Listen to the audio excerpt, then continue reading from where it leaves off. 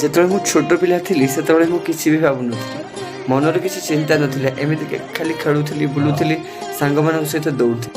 ଯେତେବେଳେ ଟିକେ ବଡ଼ ହୋଇଗଲି ସେତେବେଳେ ଭାବିଲି ଯେ ମୁଁ ଅନ୍ୟମାନଙ୍କ ତୁଳନାରେ ସବୁକିଛି କରିପାରୁନି ଯେମିତି ଅନ୍ୟମାନେ କରୁଛନ୍ତି। ନା ମୁଁ ଭଲ ପାଠ ପଢ଼ିପାରୁଛି, ନା ମୁଁ ଅନ୍ୟମାନଙ୍କ ଭଳି ଭଲ ଖେଳିପାରୁଛି, ନା ନାଚିପାରୁଛି, ନା ଗାଇପାରୁଛି। ନିଜକୁ ବହୁତ ଛୋଟ ଭାବିଲି।